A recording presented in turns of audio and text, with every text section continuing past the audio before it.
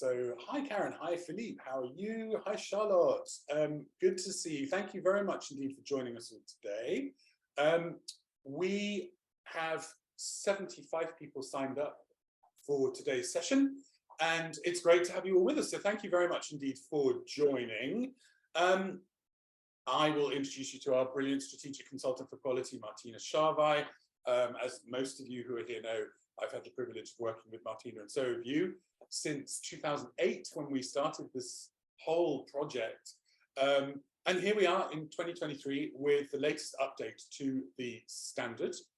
We all met back in November to do the update meeting, which happens every year. And so Martina goes through a process which she'll take you through in a moment.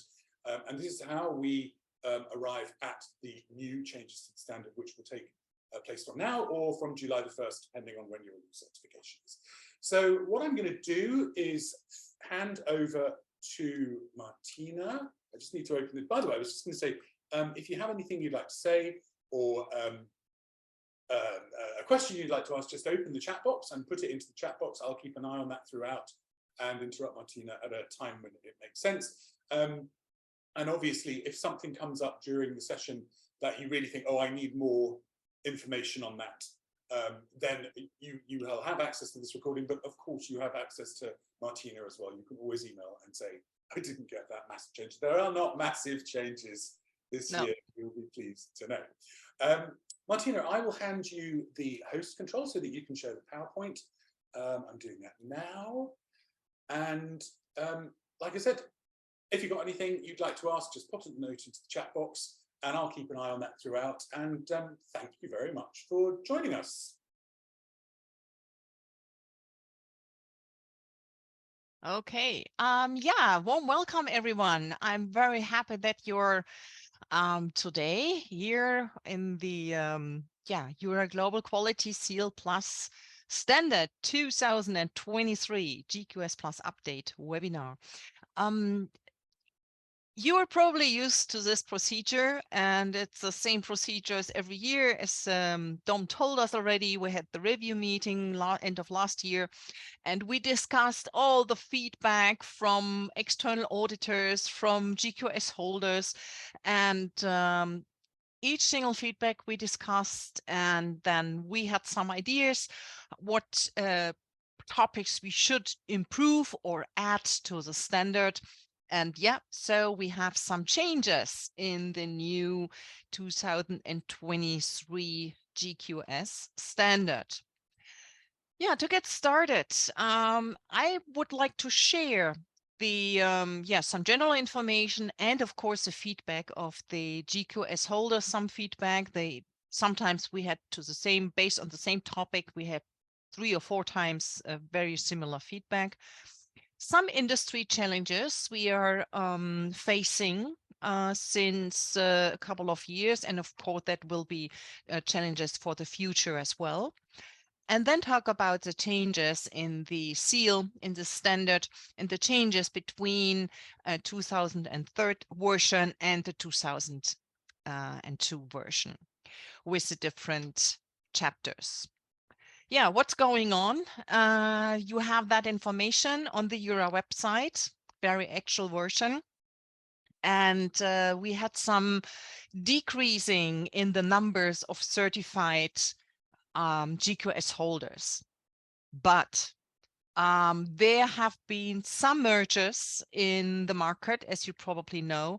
So it's not the reason, or the reason is not that we have a decrease in the numbers of certified companies, that companies like get off the market, or that they gave their say no, we're not going for an recertification.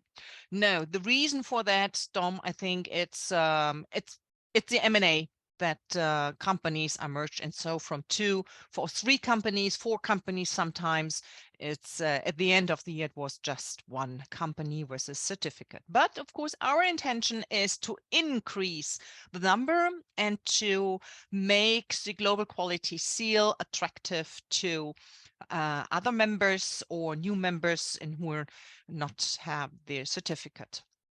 Yeah, as every year we ask the GQS holders who have certified or recertified within the last 12 months, so more or less during the last year.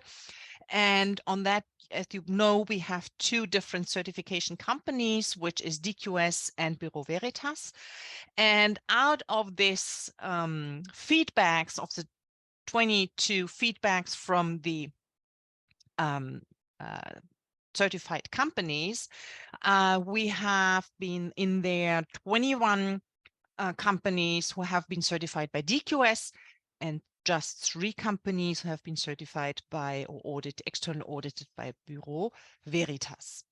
Yeah, we had a feedback rate of 54%. Last year we had 50%, so more or less we are all the time in this range, which is fine.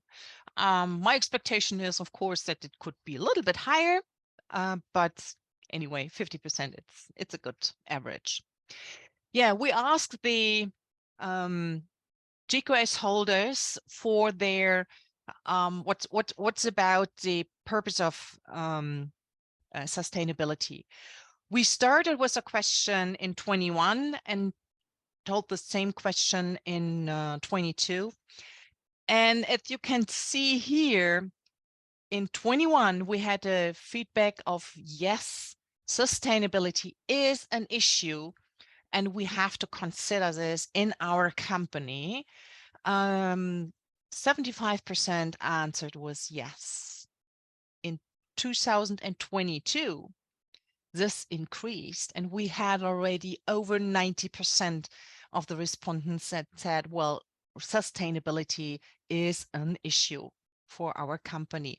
So you can see, and that is probably the same as you see from out of the press and the documentary television discussions and with friends. Sustainability is a topic more and more, and so we have to consider that more and more in our standard. We come to that later.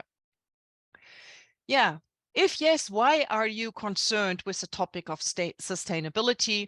And here you can see it's a little bit, it's not that big difference, just of course in the percentage, but still so the clients, the direct clients, the HR departments, the RMCs, they requested that we think about sustainability. It's interesting. It's an increase from 78% to 83%, but it's not that big change. So that is a major reason why we have to consider the sustainability topics. Yeah, the benefits. What are the benefits of the EuRA Global Quality Seal holders? We still have a very good result, but it declined from 4.8 to 4.5. We have 8% of the customers said, well, it's just average, but that is out of 5. So this is like excellent, above average, and then below average. And it's going on. So they said, no, this is important for us, and it's necessary to do it. We have on the other side, in the overall evaluation of the seal, we have an increase compared to last year. So we have an increase from 4.6 to 4.7, which is marginal. It's not that important, but it's still a very, very good result with 77% of the answers answered. It's an excellent standard. So it's a good, very good feedback. Let's talk about industry challenges. Probably not only in the relocation industry, very often in other, industries as well. First thing is we have the human resources. Human resources is more or less a challenge, at least around Western Europe, and I think in other countries as well. Finding new employees, candidate ghosting is an increasing problem. I don't know if you are aware of that, if you have the same, phenomenon in your country, but in Germany, it's not really fun for the companies if they're going through all the recruiting process and have the contract and everything, and then woof, the candidate is just a ghost because he never appears to his first working day, or she's there for 1-2 days and then disappeared like a ghost. The transparency you have with this online evaluation platforms, I don't know, in your country, in Germany, Switzerland, Austria, Kununu is very famous for the employees. Glassdoor is in the UK, probably in other countries as well. To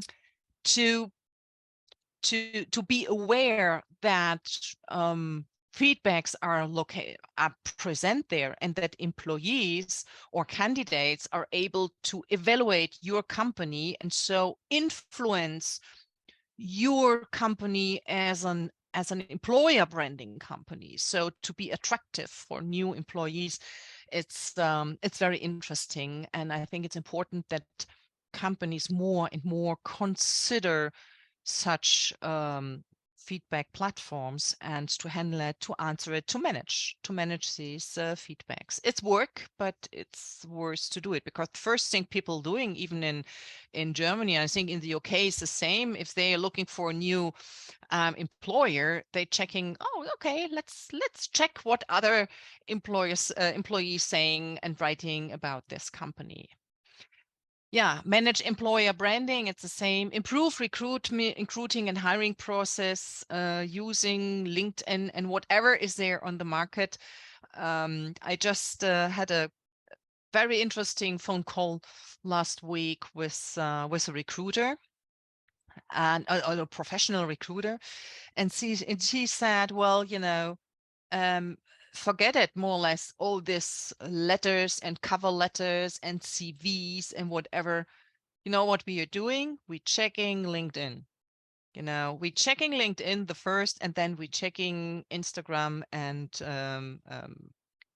not even Facebook anymore. I mean, it's just for us as the old guys. The youngers don't use Facebook anymore. But that is the point, and that is the platform, what is interesting. So human resources, this is a challenging topic for a lot of relocation companies. Marketing. So doing marketing activities like 10 years ago might not lead to a successful sales process. So what are you doing? And there are some companies out there which have a really professional social media content management. And I'm sure there are really professionals on the other side, because to think about that you can do content management for, the social media channels just as a side product of your day-to-day work, that won't work. That is an imagination. This is really hard work. You need the content you have to feed photos and information on a regular basis. You need to plan when to do what. So this is really, you need a marketing setup. Even so, you're working probably for a smaller company and you can't afford a professional to do it. Think about it. There are a lot of people out there who can support you for little money. There are a lot of professionals out there, and for them, it's much easier to do all the handling and the planning and making sure that you provide them content and that you can publish this stuff. And that goes to sales, and sales has to be increased, especially now after COVID, where, for some companies, the business slowed down. And now you have to improve sales activities and to improve sales. So changes in the EuRA Global Quality Seal. What is really new? As you can figure out really new is environmental sustainability related objectives. So, you know, we have these objectives as well as KPIs. And in the objective side, we added an environmental sustainability goal. But what it is all about, I will say you in a minute. Extended is the review of the existing recruiting and hiring process to improve the employer branding, because that, from our point of view, is an important point. Then the digitization and digital transformation might be considered. Think about it.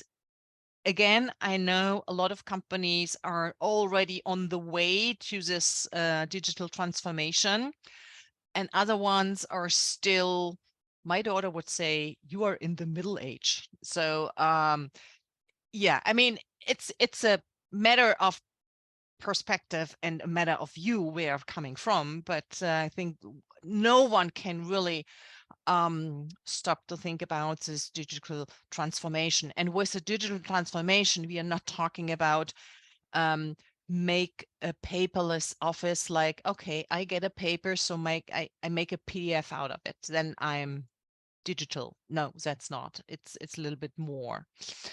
Yeah, simplified. You might love that. We merged 2 chapters.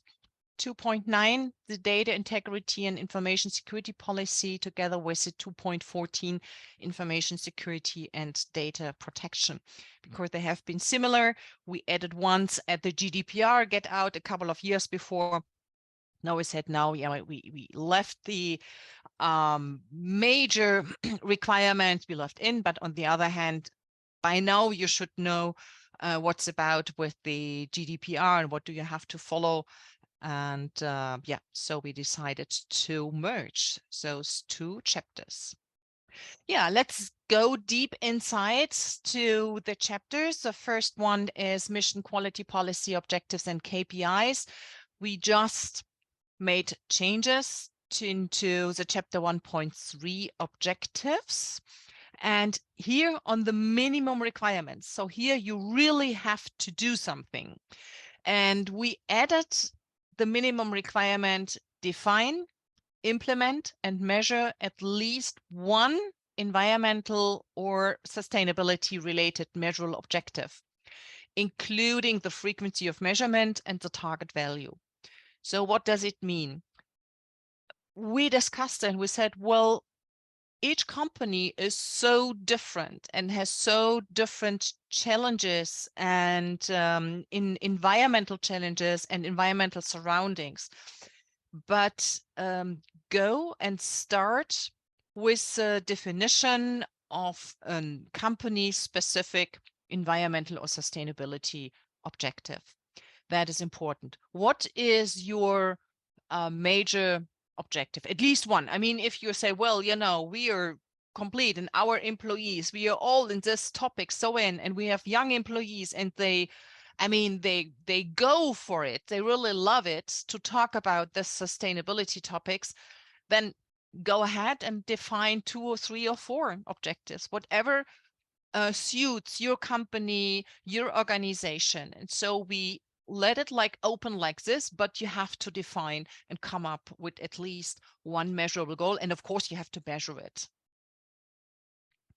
Yeah, the second chapter, management responsibility and leadership. As I told you, we merged 2 chapters, and now we have information security and data protection in chapter 2.8. And then the numbering of the other chapters have been just adapted. And in the human resource management, we have some changes. Okay. That might look a little bit confusing, so please don't be confused. This is the merger of the 2 chapters, and if you know, or if you knew already what in the 2 chapter, what content of those 2 chapters, then you are fine. So we took out some minimum requirements but we did not put anything into as a new requirement. So it's really just a merger. Therefore, it might look a little bit confusing, but it's not. So we have like double wordings in, so we took one out. We had all these requirements in the different into 2 different chapters. What is new, and this is really new, is 1 point: define and implement access rights together with role definitions in order to restrict IT system access to authorized users. This was in topic. That was actually a feedback from several GQS holders, said, well, it is so important. So not only to have your TOMs, your technical and organizational measures in place, but to have this, to have this definition of access rights, and that is a minimum requirement. It's not necessary. It's not only necessary to ensure security and safety for all our data and to protect our data, but very often it is a requirement by RMCs, for example. So you have to present your access rights, your definition, who has access to what kind of documents and data. So that is an interesting as well. Yeah, human resource management. Just on some changes on the explanation side, so not on the minimum requirement side, we said, well, it is today that we have in the next generation, that generation which is coming to the labor market, there is a change in working behavior. And everyone who is working, doesn't matter where, getting aware that there is a next generation who has different expectations, who has different values of working. And so change behavior of potential employees, and a labor shortage on the other side in many countries out there. And therefore, it's probably important that you review your actual recruiting and hiring process. What does it mean? Sometimes it takes very long between, it depends on the size of very often on the size of the company. So the bigger the company, as longer it takes between the first interview and or between receiving applications from an employee, from potential employee, and the first interview. And then from the first interview to, to the second round or to the contract. If that time range is too long, the potential employee is probably hired by another company. That is one big problem. The other bigger problem is some companies are not in a location which is really attractive for new employees. What is going on? The headquarters of a company, of a relocation company, is somewhere in the suburbs or outside of, I don't know, London, Paris, so not really in the center. People don't like to work there. I mean, they wouldn't to, but in the future they're doing that remote, they're on the way, they're, showing, customers around, whatever. Really clever companies say, well, we like to attract young professionals for our company as a relocation company. We are going there where these people are. So what does it mean? People like rent in a hotel, a conference room in the city, and then, make like one application day or whatever, and then make the interviews there. People are there. People like to go there. It's easy for them even to, to come there, to use a public transportation, whatever. I don't say that you have to do it like this, because all your companies are so different and have so different setups. What I'm saying is, please go back and be really, really frank to you, to your recruiting, to your hiring process, and try to improve probably if it is necessary. Additionally, use the social media like LinkedIn, and try to improve the whole process. That will guarantee you as a company to expand and to grow, because without of people and without of new employees, you can't grow on a long term. The third chapter, organization and planning. Some changes in the process model and in the development of planning. So the process model. As you recognize, the process model, we have two different examples for process models in the standard. The first process model is a potential process model for an DSP, and the second one is a process model for an delivery company for, I think it was moving or something. So important is those both models are examples. Therefore, they are listed on the right-hand side of the standard. So now, because people don't say, well, this process model, they took over such process model and tried to push their organization into this process model. That's the wrong way. You have your organization. This is just an example. Example means, okay, that is a way you can show how your company specific process model looks like. So therefore, on the explanation side, we added explicitly. The process models shown are only examples, and depending on the complexity and size of the company, can also be created in less detail. If you just have 4 core processes, 1 management process, and 1 supporting process, that's absolutely fine if you are a small company and the owner is doing everything anyway. So it doesn't matter, it's really, it has to fit to the company. On the opposite side, if you have a company with 5 employees and you have a process model with 25 processes, that's completely out of the range. So it's important that you define your company specific process model. Okay. And another explanation here. So chapter 3.6, development of planning.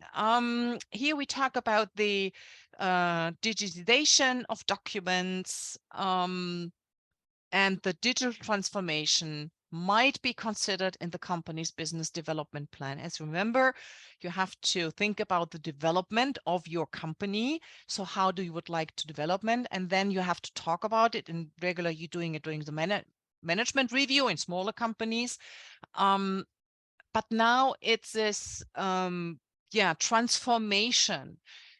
You go ahead, and it's so important that you even be aware that you get expertise in what does it mean, find out what the competitors are doing in this case, what your clients, your customers, what the RMCs are doing, what are their expectations.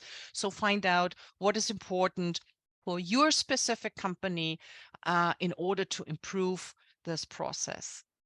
It's not a minimum requirement. It's on this point, it's just a hint, a best practice. Okay, so if you don't like to do it, then don't do it. I would really recommend it. It's a world right now we live in, because it is really the goal to increase the value for stakeholders and to increase efficiency. Marketing. So explanation side again, the marketing activities you are doing. We had right now at the on the recommendation side, like you should come up with a marketing plan and a communication plan, something like that. And for example, going to the EuRA conference to Dublin is a marketing, is a conversation, is everything, is training. And well, but there is more. So it's not only the visiting conferences, or I know some company owners like invest time and provide like trainings or speeches on special events in their countries. again, that is, everything is fine and perfect, but consider doing with marketing activities, considering what you're doing regarding the social media.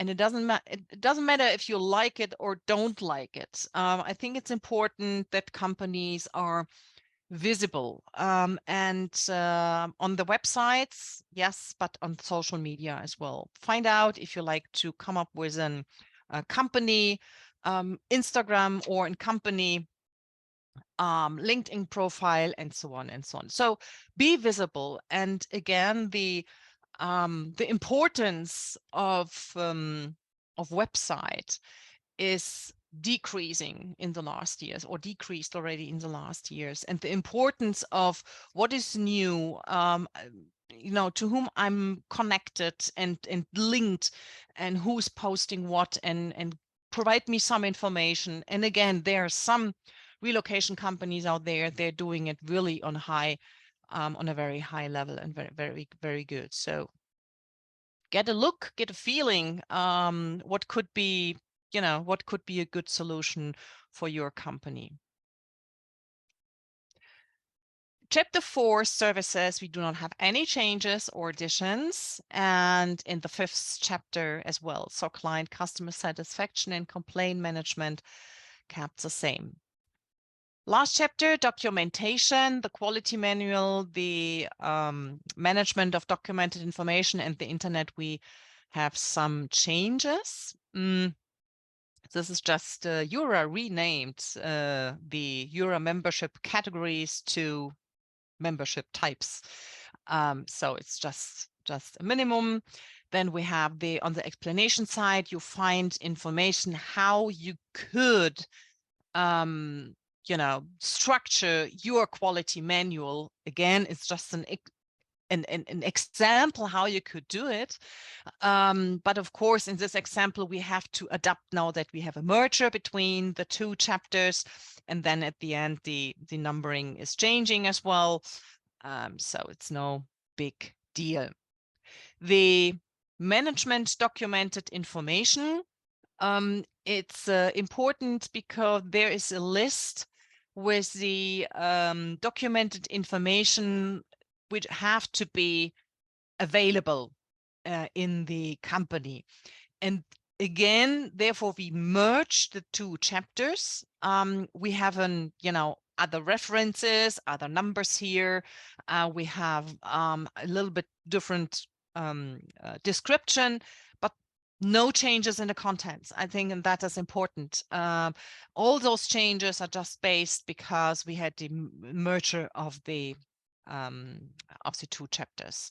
So then the internet. Again, here we added to the standard which has to be documented on your website, and which has to be followed, like no press or public statements, not only on the website, but also in social media. It's the same. And the same as if you have a multi-site, if you have several sites of your company, and just the headquarter, for example, has a EuRA Global Quality Seal standard certificate, then of course you have to make sure that that is very crystal clear to everyone, that not the whole company is holder of the Global Quality Seal. I mean, by now all this regulations. Good. What we can offer you, or what your office will offer you, of course, there is a new standard 2023, which is valid for all external audits after 1st of July of this year. Then we have the reviewed and adapted Quality Seal self-assessment questionnaire, including all the evidences. And please be aware that is a regulation from already 2 years ago, that you as a GQS holder have to fill in this Quality Seal self-assessment questionnaire and with the evidences, and send this filled-in questionnaire to your external auditor. So the external auditor can prepare, or for them it's easier to prepare for the external audit.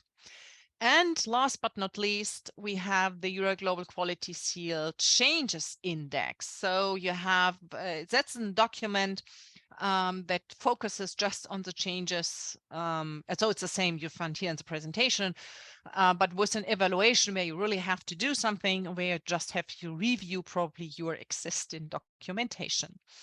Yeah, that's it. Here are my contact data. Please feel free whenever you want, whenever something comes up to your mind, just send me an email, give me a call, whatever. And I will try to get back to you as soon as possible and provide you with proper answers, hopefully. Any questions? Thank you very much, Martina. That's brilliant. Just a couple of things to let you know. This will go into the EGQS update module, which is in the EuRA Academy. So you'll be able to access this presentation there, as well as the actual presentation itself, plus the self-assessment form, plus the changes index. And this will also go on YouTube. I'll get this edited tomorrow and sent out to you, hopefully before the end of the week, with the link to the YouTube channel. But if you are looking for anything EuRA on YouTube, just search for EuRA and you will see the channel with the blue star. Thank you very much indeed, Martina. If anybody has any questions, just pop them in the chat box. I'll keep looking for a few minutes. A couple of things I was just going to mention that came out of some of the changes, Martina. One was, you know, when you're looking at the social media strategy, and as you said, it's become just increasingly important. There are some brilliant members out there who are extremely proficient with their social media profiles, one of whom is on the call today. Shout out to Tiffany Barclay at EO Mobility, a fantastic social media presence, and really things. What's so interesting for us is we use a suite of software that draws all our social media strands into one place. So you only have to do one post to post across the 6 platforms that we are on, and it's called Hootsuite. It's not very expensive. The thing about things like that you've just got to be a bit aware of is that certain social media platforms attract a very different type of post to others, right? I mean, LinkedIn is very business. Instagram is much, but you're welcome to. Instagram is much more visual. Photos, yeah. Much more visual. So yeah, keep that in mind. But it is something to really think about. A couple of things that we've talked about for the last couple of years, which came up at the beginning, Martina, when you were starting off. We are still looking at a way of making sure that EGQS holders, EuRA members who hold the EGQS, are elevated to a level of premium membership. Mm-hmm. We're looking at what that's going to look like, but we're looking at things like discounts. We're looking at things like making sure you have a slightly different logo to show that you are a premium member of EuRA. I think it's really important because you all put so much work into doing this that you are in a different, you know, you're in a very high category of membership. In terms of sustainability, I will be editing down a session that went out this week with the CERC, the WERC, with IAM, with FIDI, and with the CHPA, the Corporate Habitats Providing Association, who have this sustainability coalition who are working alongside, and Martina's been talking with them about this, about what's happening across all of the different associations. Obviously, the needs of the associations are very different. EuRA's members have very different needs to the movers in the big moving organizations. There's a very obvious disconnect there between the levels of sustainability we're working at. But again, for us as an organization, we're also looking at how we can be more sustainable when we work with the hotels and our conferences and the flights and getting people over it. And the final thing I was going to say was the MIN Plus module, the total introduction to the EuRA Global Quality Seal Plus. Martina has just updated that completely with everything that you've just heard today. It's completely free. It's the one, there's no charge either for doing the certification, or for doing the module, or for doing the quiz and getting the certification. So if anybody wants to put their people through that, or you've got a new quality manager, go right ahead. It's in the Academy. There's absolutely no charge. So thank you very much for people. Andreas, that's very kind of you to say thank you. This was interesting. Thank you very much, Don, Martina, very informative. Thank you, Luca. That's very nice to know. So if there aren't any questions, Martina, thank you so much. As always, it's great to do this. It's a very clear set of changes this year. Yeah, well, it's really a pleasure. I mean, anyway, I mean, you're all GQS holders, but you know, sometimes you struggle with some topics or whatever. You're thinking about how you could improve something. I mean, just you know, I just recommend, come back to me and we will find a way, we will discuss it. And sometimes it's just, okay, that you mean, yeah, that's a good idea, because I saw by now a lot of companies, and again, just get in contact. You have to contact us, Dom or me, and then we will find a way to support you. Absolutely. And for those of you who are going to be at our conference in Dublin, we really look forward to seeing you, and Martina will be there. Yeah. Running clinics, so just go up, and anything you want to know, do go right ahead. But thank you everybody for coming this afternoon. Thanks Iris, thanks Amadou, thanks Charlotte, thanks Diana, sorry.